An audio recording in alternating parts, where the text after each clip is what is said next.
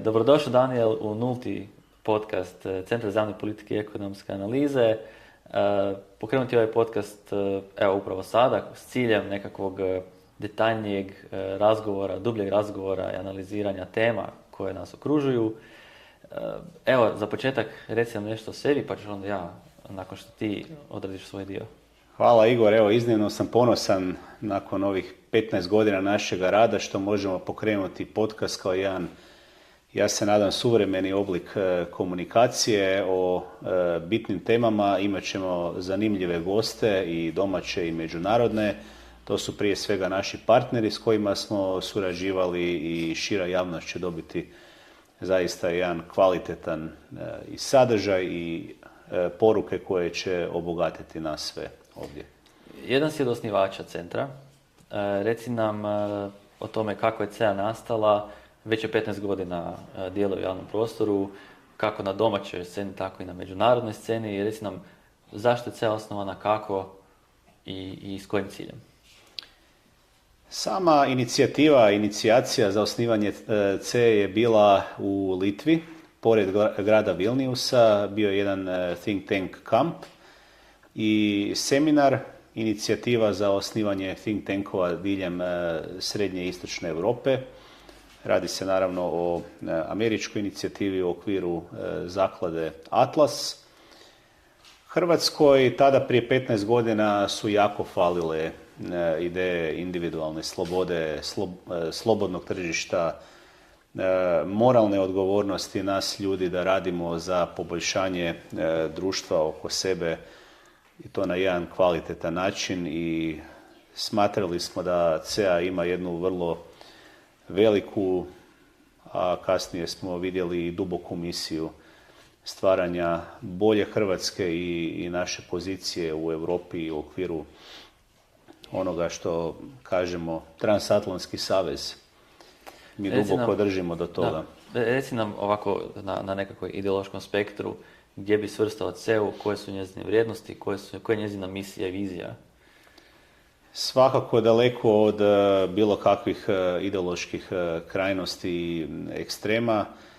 Mi prije svega polazimo od javnih politika koje su utemeljene na činjenicama i na zdravom razumu. Gledamo od jedne sredine. Može se generalno reći da mi spadamo u jedan desni centar.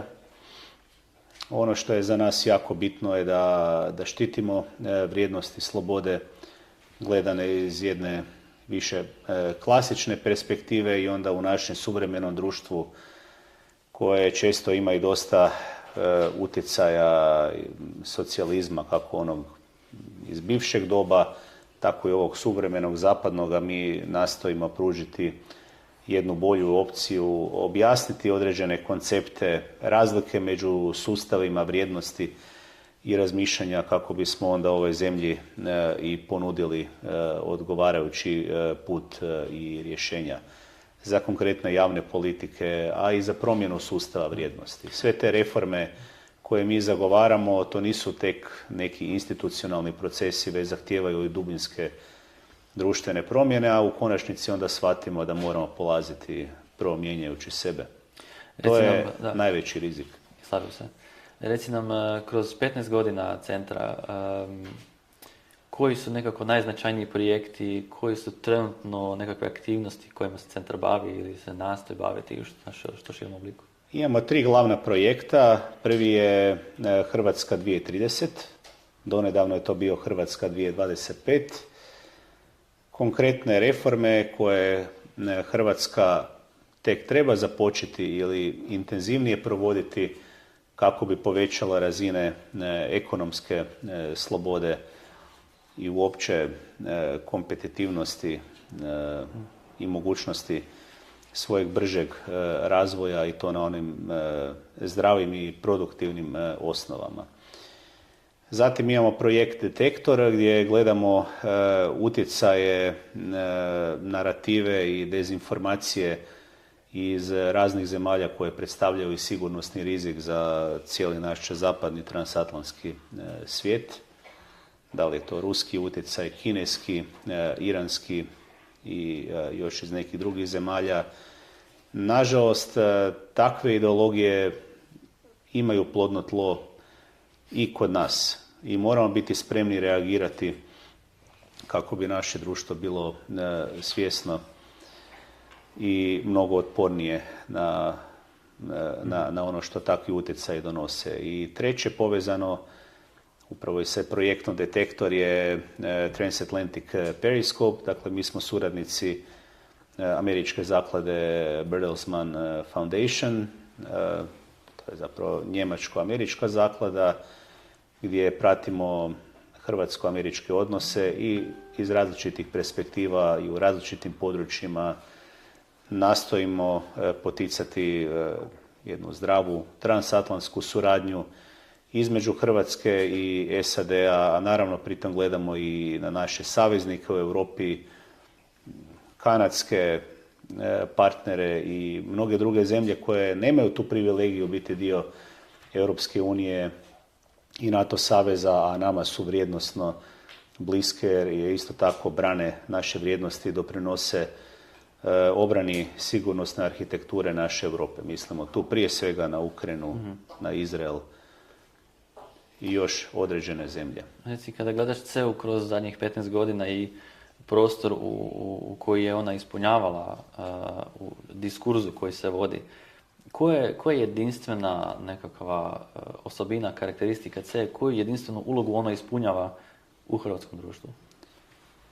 Ja bih rekao da je to prije svega sposobnost, jedna tvrdoglava sposobnost fokusa na kritičko razmišljanje i na dubinsko sagledavanje problema. Pokušavamo ne gledati stvari na površini, jer površina je često obojena raznim percepcijama na koje utječu i razne dezinformacije ili lažne dileme. Nastojimo gledati dublje. To zna biti nepopularno, samo u konačnici za svako društvo koje se želi mijenjati i ići naprijed, istina je ta koja oslobađa. I mi želimo jednostavno ići onim težim putem, ali onda kada što više javnosti shvati neke bitne činjenice, biti će lakše svima nama. Koliko je teško ići tim putem razuma, staloženosti u svijetu kojem je neprestano neka kriza, neprestano se traži od osoba da ima trenutno mišljenje o nekoj situaciji. Kako se boriš protiv toga? Pa iznimno teško unutar sebe. Mislim da se protiv toga prije svega trebamo boriti tako da shvatimo zašto se nešto događa. Mi u dnevnim narativima često dobivamo informacije što se događa. I onda ako to površno gledamo, mi možemo zaista različito interpretirati te događaje. Da li je to rat u Ukrajini ili sad ovaj rat na Bliskom istoku. Moramo znati zašto se nešto događa. Nikako se to ne događa sada u nekom silosu, odjednom već ima svoju dubinu koja se temelji i na desetljetnoj povijesti. Moramo to razumjeti. Široj javnosti takve teme mogu biti vrlo naporne, samo nažalost razni narativi koji se stvore mogu imati dugoročne posljedice i utjecaj na donositelje odluka i javnih politika, na neke promjene koje mogu biti vrlo rizične. Mi smo dio Europske unije i NATO saveza i u centru smatramo da moramo biti jedna odgovorna članica sa odgovornim vladama koje će onda doprinositi našoj europskoj sigurnosti, a isto tako i sigurnosti naših partnera i saveznika kao što su Ukrajina, Izrael i druge zemlje, sve do Tajvana. Nabrojao si sada tu puno faktora što čini nekakav razuman pristup, ne samo razmišljanju i formiranju mišljenja, i mi ćemo kroz cijeli naš serijal podcasta potanko govoriti o svakom od tih pojedinih faktora. Samo evo, reci u ovom trenutku, nakon što je CEA 15 godina ovdje, pitala bi te evo za kraj ovog uvodnog dijela, u kojem se obliku naše društvo u ovih 15 godina promijenilo na bolje? Koji bi element istaknuo da je Hrvatska danas bolja? Što društveno, što osim ekonomskog, nekakvog mentalnog, nekakvog... Kao centar smo započeli jako sa promicanjem vrijednosti kao što su poduzetnička inicijativa, slobodno tržište. Te ideje su se shvaćale samo u jednoj maloj manjini naše javnosti. Danas one su postale dio jedne srednje struje naše javnosti. Dalje postoje različite percepcije, ostaci onoga što se može nazvati socijalističkim mentalitetom. To postoji u nizu zapadnih zemalja u određenim segmentima društva i postojaće i dalje. Neovisno koliki je utjecaj pojedinih think tankova poput našega. Ipak davali smo naš doprinos, ima više faktora ovdje i dionika i mislim da možemo biti ponosni što naša zemlja danas ipak ima jednu drugačiju perspektivu i o poduzetništvu kao jednom stvaralačkom faktoru ovog društva, o važnosti tržišta kao nečega sasvim normalnoga na kojemu svi svakodnevno sudjelujemo i naša uloga je ovdje zagovarati i dalje one reforme koje bi se trebale još jače provoditi, odnosno tek započeti provoditi. Postoje tabuji, postoje otpori, znamo zašto je to, svaka reforma je bolna, samo u konačnici to je put kako bi naša zemlja se mogla razvijati na jednoj zdravoj i produktivnoj osnovi. Ja duboko vjerujem da je to u Hrvatskoj moguće, da. Evo i o geopolitici, ekonomiji i reformama ćemo razgovarati u narednim tjednima i mjesecima i godinama, nadam se. Ali evo za sada hvala ti na ovom današnjem gostovanju i vidimo se na neki drugi Hvala put. Igor, evo vjerujem da ćemo imati jako dobre goste i domaće i međunarodne. Hvala tebi, hvala našim gledateljima. Vidimo se sljedeći put.